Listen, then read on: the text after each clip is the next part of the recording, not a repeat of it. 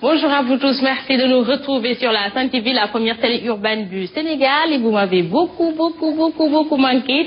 Mais tout d'abord, nous nous excusons pour les problèmes techniques de ces derniers jours. C'était lié à des problèmes techniques.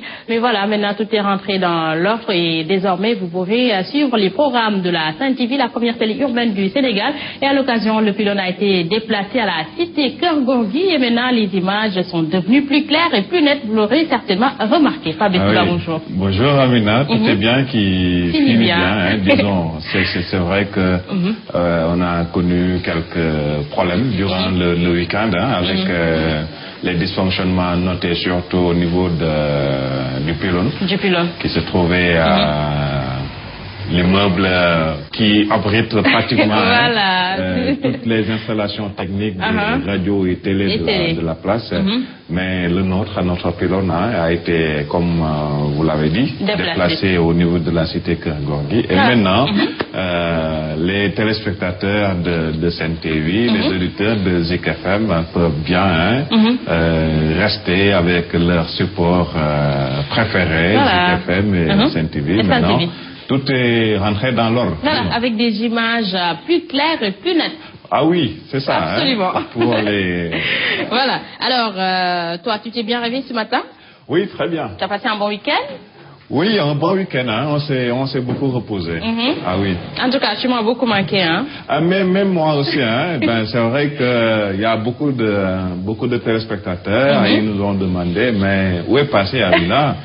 On leur a dit qu'elle prend quelques jours.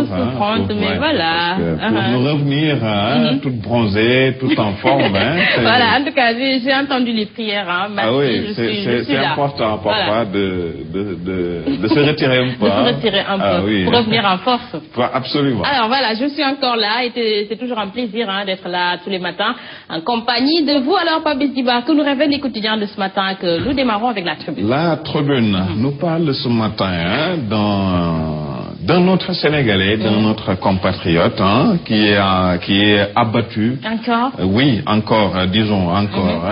C'est donc, il vient se morcer. C'est un habitant de Touba, il est originaire donc de la cité religieuse. Il vient allonger la longue liste des Sénégalais tués à l'étranger. C'est ça dont nous parle la Tribune ce matin. Le journal qui nous dit un Sénégalais abattu de 3 balles en Italie. Morcé qui prenait son dessert près de la mer à Ravenna, une ville qui se trouve en Italie.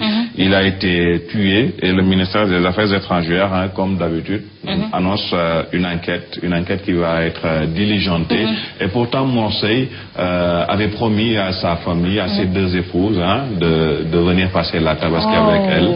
Et vous voyez le sort qui s'acharne sur lui. Et il a été comme ça touché. Et c'est dommage. En tout cas, c'est vraiment triste. Et on le redit, il faut quand même une nouvelle gestion de ce secteur. Je pense que c'est vraiment très compliqué. On nous annonce des enquêtes par-ci, par-là. À travers des communiqués, on n'a toujours pas de... Au finish, ça ne donne absolument rien. Et il faudrait que vraiment que les autorités se penchent sur cette question. C'est important. Tous les jours, on nous annonce un Sénégalais. C'est Morsi là en Espagne, c'est la famille à Paris, maintenant c'est avec Morsi en Italie. Notre Sénégalais, après la Aminata oui, tué en France. Voilà également un autre Sénégalais tué en Italie. Très compliqué, très dur. Voilà, nous passons à Libération. Libération revient sur cet assassinat de ce compatriote-là en Italie. Une exécution troublante, nous dit le journal. D'après Libération, Morcé a reçu de dos 4 balles alors qu'il prenait son déjeuner sur la plage. Voilà, donc en une comme ça, Morcé, tué en Italie. Et le journal nous donne des révélations sur l'assassinat donc de ce Sénégalais-là en Italie, qui pousse la communauté sénégalaise à se poser des questions sur cette exécution. Sans doute, l'enquête va peut-être leur apporter quelques réponses. Mais attendons donc de voir comment ça va finir, qu'est-ce que va nous révéler l'enquête qu'annonce le ministère des Affaires étrangères. Voilà, alors comme toujours, attendons de voir le résultat de l'enquête. Enquête quotidienne.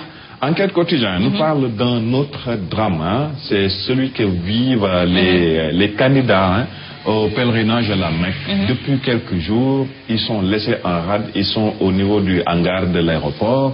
Ils ne savent pas à quel sein se vouer, disons, puisqu'ils devaient aller voir le saint de la Mecque, le prophète, ou les saints de la Mecque, et salut sur lui, voilà. Mais véritablement, ce qu'ils sont en train de vivre, c'est un vrai drame.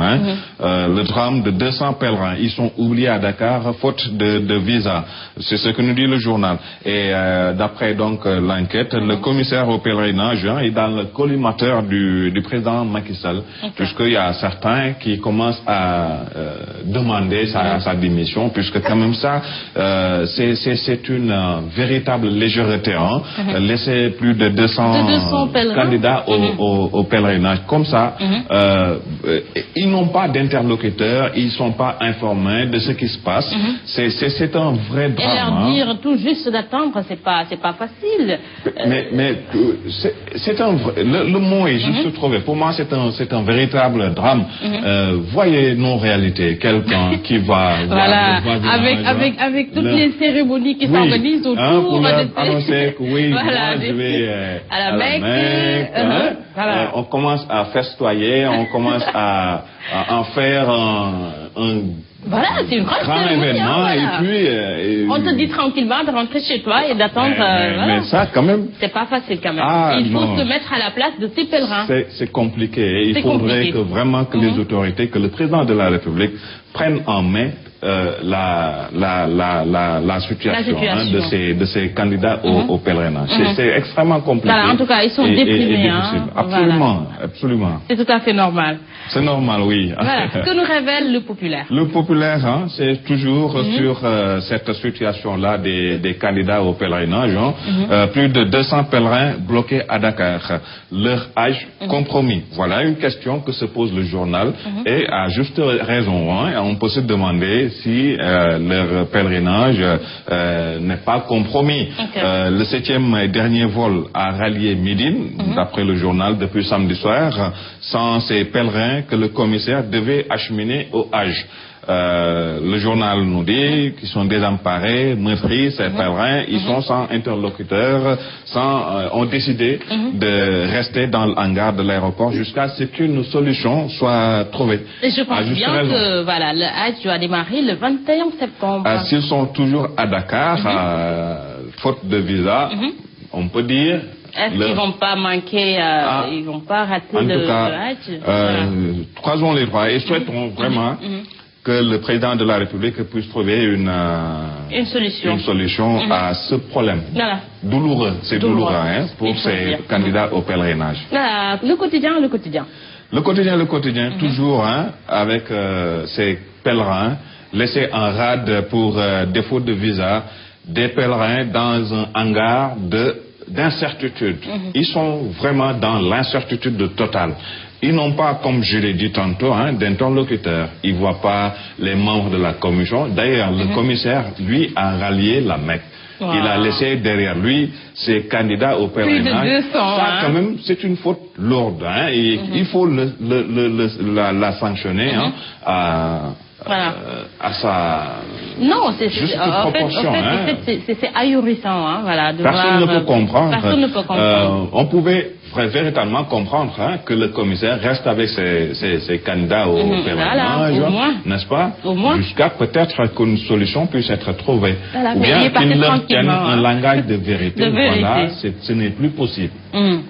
Ça, ils sont informés, ils savent vraiment quel va être... En tout cas, ça, on ne le souhaite pas. Hein? Non, on ne le souhaite pas. Ce sera très compliqué pour nos parents. Voilà. Et véritablement qu'une solution puisse être trouvée très vite. Le plus rapidement possible. Le plus rapidement possible. Voilà, à la une de l'Observateur. L'Observateur nous parle de tout à fait autre chose. Hein? Dénonciation pour corruption présumée, l'OFNAC met le coude sur le campus. Okay. On voit là Cheikh Oumaran, le directeur du COUD, et d'après le journal, le DG, les chefs de service ont été entendus. Hein. Nafingam Keita, c'est la patronne de l'OFNAC, qui ordonne l'arrêt des paiements et le gel des affectations. Ah, ça semble grave. Hein. Très grave. Pour le COUD. En tout cas, le 13e programme mondial sur la lutte contre la corruption et la criminalité, donc ça démarre ce matin à Dakar. Oui, ça démarre. Et c'est important. C'est une rencontre hyper importante qu'on va... normalement, on reviendra sur ça avec les téléspectateurs de Sen TV. Voilà. Le journal nous parle expulsion, hein? Yaya Jammeh qui déverse 2 bus de prostituées à Ziguinchor.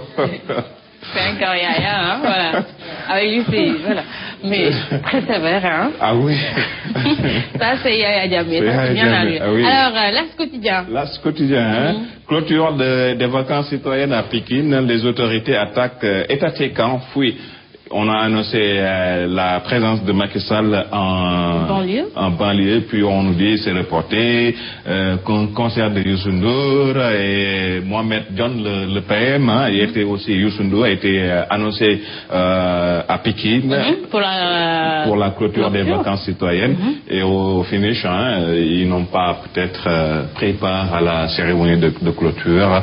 Allez savoir avec le journal pourquoi ces autorités-là fuient, et c'est ça d'ailleurs qui fait le titre du journal, autre titre à lire, hein, le référendum fixé en mai 2016. Cela, selon donc l'As quotidien. Grand Place nous parle de l'UNCAS qui se déploie. Hein, c'est l'organisation qui regroupe les chambres de commerce qui se déploie, accord avec la chambre de commerce portugaise, création d'une chambre bilatérale, l'accompagnement des investisseurs et des exportateurs. C'est le titre du journal. Déthié-Fall, c'est le vice-président de Rewmi. Les sinistrés à la belle étoile et Macky joue au foot sous le soleil. Voilà ce que dit le vice-président. Mais il n'est jamais interdit de se faire plaisir, prendre du bon temps, c'est toujours important. Oui, mais est-ce qu'on a le temps de se faire plaisir quand on a des administrés... Juste 5 minutes, un petit 5 minutes pour jouer au foot, oui, mais s'il était tant préoccupé par la situation des sinistrés des inondations de la banlieue, hein, il n'aurait pas le temps de jouer au foot. Hein, peut-être stressé et une façon juste de dégager le stress. Zoom Info, hein, nous parle toujours du référendum prévu pour mai 2016. C'est ça. Donc le titre du journal là. Voilà, Sud Quotidien. Sud Quotidien nous parle de Elhadji Abdoulaziz Sy Dabakh, 14 septembre 1997, 14 septembre 2015, 18 ans après son rappel à Dieu, les leçons de Dabakh à la classe politique. Dabakh qui disait, si vous êtes guidé par l'intérêt national, le Sénégal avancera. Un député ne vote pas une loi pour faire plaisir au président de la République. Hein. Vraiment, c'est toujours d'actualité ce que nous disait le saint Homme. Hein. Voilà. Oui. Alors, Témoin quotidien. Témoin quotidien, hein, pour terminer, hein, avec Témoin quotidien, nous parle des fils de Mbaké Mbaké, un métier. C'est un dossier consacré donc à cela, accusé de raquettes d'extorsion de fonds. C'est un... Voilà, donc c'est un large dossier à lire à la une de Témoin quotidien. À la une du journal. Voilà. Hein. Autre titre à lire à la une du journal, Macky qui prône des élections apaisées. Le journal qui revient sur la mort de Morsilla, hein, ce Sénégalais-là tué en Italie, que montre Morsey, abattu de 4 balles en Italie. C'est ça qui fait donc la une du journal ce matin, le Témoin quotidien. Voilà, en tout cas, nous présentons nos condoléances à toute la famille de de Morcey ainsi qu'à tous les Sénégalais. Absolument. Voilà. Alors, merci Pape Diba. Merci à vous. Voilà, des informations très variées ce matin. À vous de choisir l'information qui vous intéresse. Alors, on vous retrouve demain. Inch'Allah. Voilà, alors vous téléspectateurs, ne bougez surtout pas. On se retrouve dans quelques instants pour le journal.